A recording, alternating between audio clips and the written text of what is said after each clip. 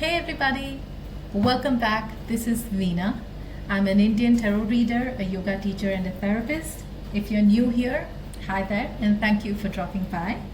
Today I'm here to talk about my experience of working with the Tarot of the Abyss. So get yourself a cup of tea, coffee, or any beverage of your choice, and let's get started. So the Tarot of the Abyss is by Anna Turian and published by the US Games. This is how the box looks like. It's a beautiful, beautiful two-piece box. Very sturdy. Really sturdy, really good to store your cards very well. This is the guidebook. You get the introduction. She talks a bit about the suits also here, the suit of Wands, Cups, Pentacles. And she also talks a bit about the court cards, about this deck, how to use this deck. She goes into the major and the minor arcana. This deck is based on the RWS system. So if you're familiar with the RWS system, you will be able to work out of this deck very easily, but reading the guidebook always helps. She gives a lot of insights in here. She also gives the reasons why she's depicted certain cards the way she's done, and that is really helpful.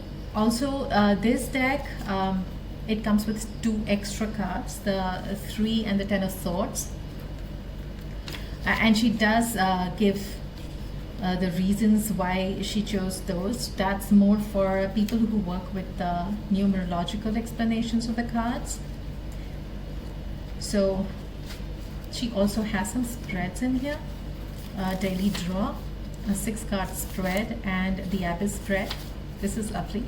I did try this spread and I was blown away. This is a very good guidebook. And this deck is definitely very, very beginner friendly. The reason I got this deck was because of the art. I really fell in love with the art. It's gorgeous, it's stunning. B, it's because it's a monochrome deck, and I do not own a monochrome deck. Well, I do have the Wild Unknown, but that still has splashes of color here and there. So this is my complete or full monochrome deck. So that was another reason why I got this deck for myself. Although this is not really a bright white, it's more of a creamy color to this. Yeah, I don't know. I mean, yeah, it's certainly not that bright white. You know, if you look at this and if you look at this, you know what I mean. So there is that creamy thing, which is good. The size is, well, pretty much the standard size, just ever so slightly smaller or slimmer than the traditional Rider-Waite. The cardstock is good. I have absolutely no complaints about the cardstock. It shuffles really well. Both overhand and ruffle shuffle is really nice with this deck.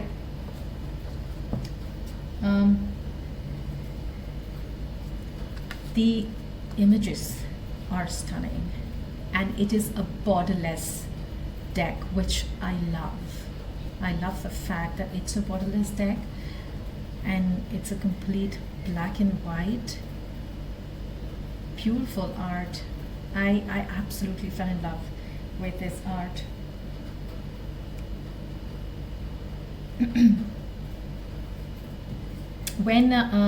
When I saw a few walkthroughs of this deck in some of the channels, I connected with this art so much that I thought that I am going to bond with this deck instantly. But when I started working with this deck in the month of September, the first 10 days of working with this deck was a challenge.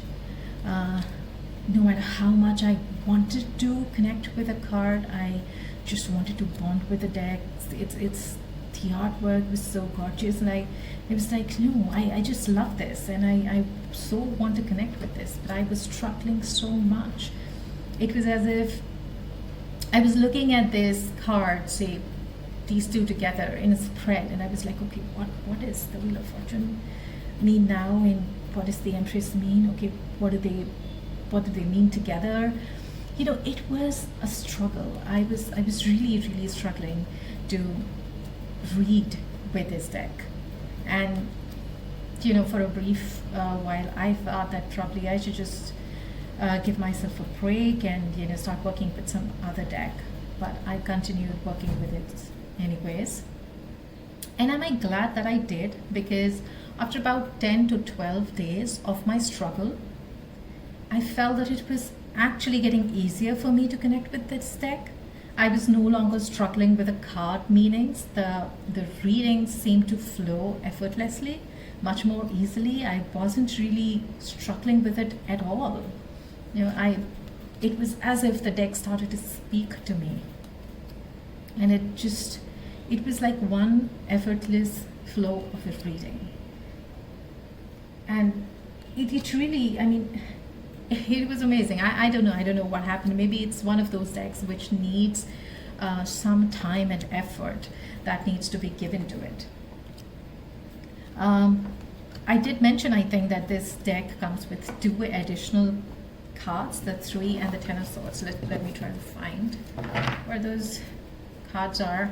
I know now I have to. Okay, there. Oh yeah, there. The 3 of Swords and the 10 of Swords. Really beautiful depiction of the cards. Initially, I had kept these 2 cards away. I had put them away, and I didn't want to. I wasn't working with them. But later, I really felt like putting them back in the deck and actually working with the 80 cards, and that's what I did. I actually went on and worked with all the 80 cards, and it was good. It was really good. I did a lot of different spreads, a lot of different readings with this deck. I did daily check-ins, weekly check-ins, weekly and week ahead, month ahead readings, some very deep personal readings, some personal guidance and stuff for myself. What this deck made it very clear to me was that this does not like any kind of predictive readings. It completely dislikes yes or no readings. It just confused me with any predictive reading or yes or no kind of reading that I was trying to do. I was just trying to try out every possible thing with the deck to see how it works and what kind of messages I received from it. But this was very clear that she did not want to work with predictive or yes or no kind of readings. She would always leave me confused with those kind of things. But a self-development reading or a very in-depth personal reading, I was blown away. It was so beautiful. It gave really beautiful, amazing readings for very in-depth guidance or self-development kind of readings. This deck is beautiful. In fact, I continue to work with this deck even in the month of October. There are some, now this 10 of Swords. This 10 of Swords actually made me think, which is a good thing, and I'm so happy. Because like in other decks, in the traditional decks, this man, all the 10 swords are on this or in the body of the person. But here, if you notice, there are only 9 swords on his body, and the 10th sword is actually being held by this person who he is calling out for help, right? And so this card made me actually stop and think, okay, what? Is this person going to help him, or is this person going to go and stab him on the back again? Ouch. Okay. So this is one of a very interesting 10 of Swords that I have seen. This Ten of Pentacles, it is so beautifully depicted. I mean, just see all that, you know, just the spanning of the generations, the handing over of knowledge, of tradition, such a strong bond that it depicts, of such strong foundations, a family here with the stairs going from here to here, you know, with this tree, the house. Such a simple card, but it speaks so much. Very beautiful. With a lot of cards in this deck, which are my favorite. Look at this Magician and this High Priestess. Look at them together. There is so much stillness, yet movement. If you look at this Magician, well, you can see how connected he is, how rooted, how grounded he is. But at the same time, he's connected with his higher self. And there is this depiction of action and manifestation, that confidence that the Magician embodies. And this High Priestess, there is this stillness, yet that movement that you find in the High Priestess card. The yin and yang symbol, which depicts the balance of the masculine and the feminine energies. There is this portal, the doorway, which, you know, she is the subconscious realm that she veils. The half moon, the crescent moon here. It's so beautifully done. Okay, the Strength card. Just look at that expression.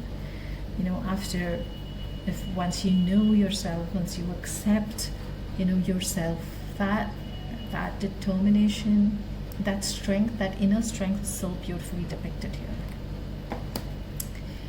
Okay, yeah, one thing I forgot to mention, there are some cards in which the names are changed, like the Hierophant is the wise one. Okay, and I don't mind that at all. In fact, this Hierophant is one of the best Hierophant cards that I've seen, because usually I find the Hierophants depicted as this very strict mentor. Okay, but in this, you can see the warmth and the love this wise one has, and how with so much love he is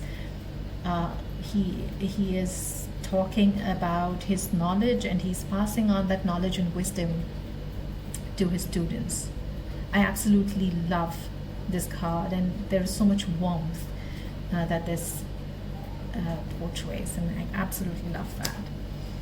Again, justice. If you look at her eyes, you'll see that the balance is in her eye. Again, such a beautiful depiction. The Hanged One.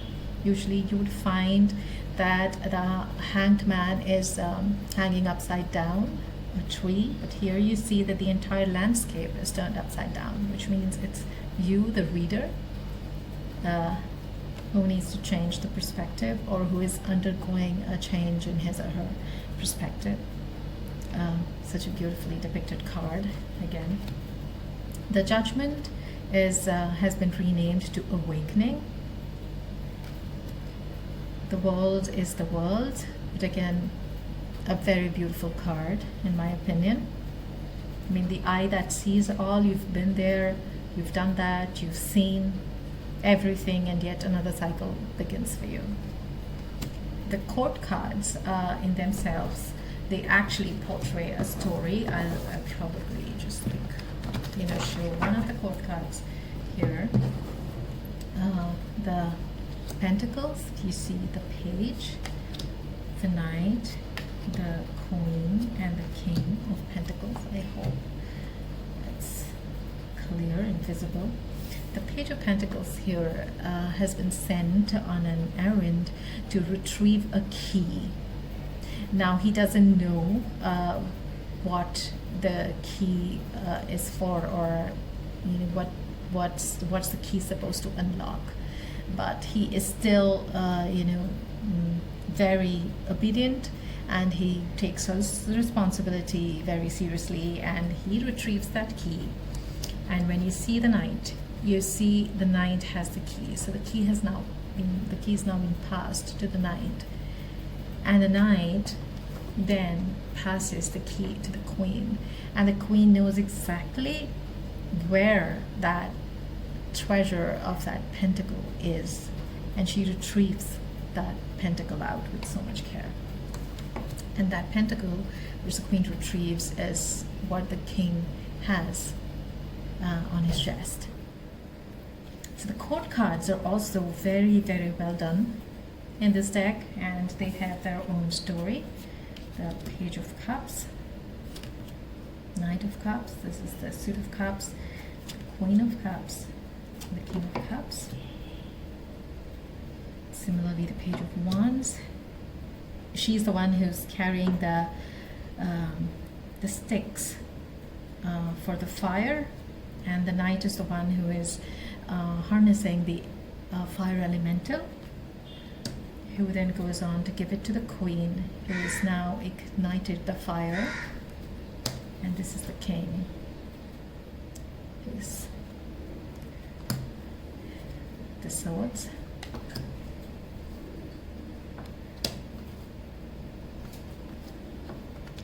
So these are the court cards. Very, very beautifully done court cards.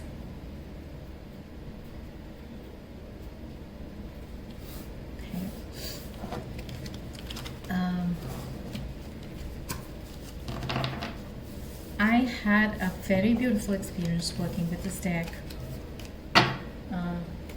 Other than that initial 10-day struggle that I had with the deck, I had very, very beautiful experience working with this deck. I paired this deck with the Sacred Creators Oracle.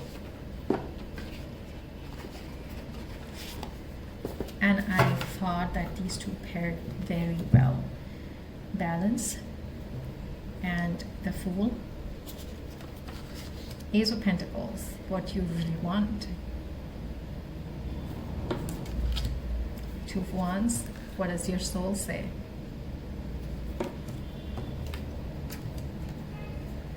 Nine of Pentacles, celebrate your wins. I mean, just look at that. Seven of Cups, nourish the sacred feminine. The Empress, gratitude again. Just look at that. It's so beautiful. Wheel of Fortune, light in the unexpected. So that is one of the decks that I paired it with. And I thought they worked very well together.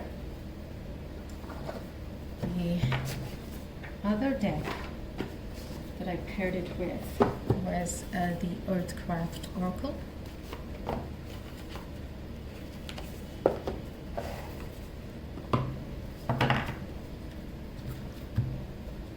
I know the art style is very different, and this being a black and white deck, and this being so bright and colorful, I thought it just added to the beauty, and it actually worked very well according to me.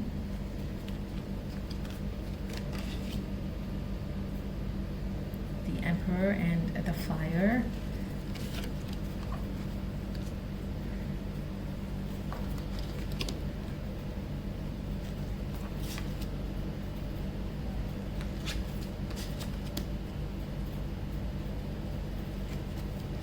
Six of Wands.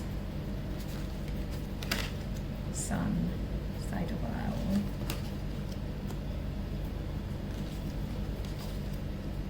Tower and Karmic Debt. Three of Wands and Drought. Balance, Eight of Swords. Hermit.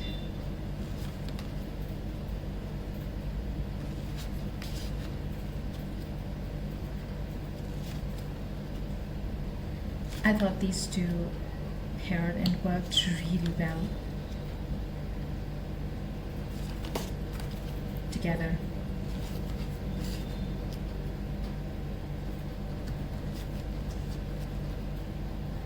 And to transform with Raven, and to think that there is a Raven-like bird here,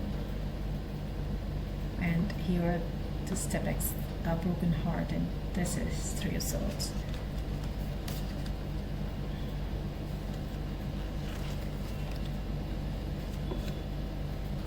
So this was the other deck that I paired it with.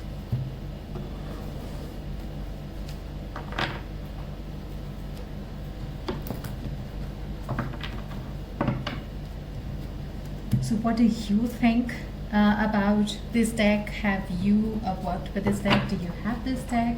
Or do you want to buy this deck? Have you worked with this deck? How was your experience working with this deck? Do let me know down in the comments below. I absolutely love getting to know other people's experiences working with the decks that they do. It always gives me a different perspective. And looking at the cards also helps me decide if I want a particular card and a particular deck or not. It's not that I rely entirely on someone else's experience, but it definitely helps me, make a decision if I'm on fence about buying a deck or not. So do let me know your experiences, and it would be really good to know that. So yeah, that's all. Would I recommend this deck? Definitely. If you're someone who likes monochrome decks, if you are someone who does not mind a black and white deck, if you resonate with this, with the art of this deck, I would say go for it. It's a very good deck, and I've had beautiful experiences working with this deck. So I'll see you all in my next. Till then, namaste.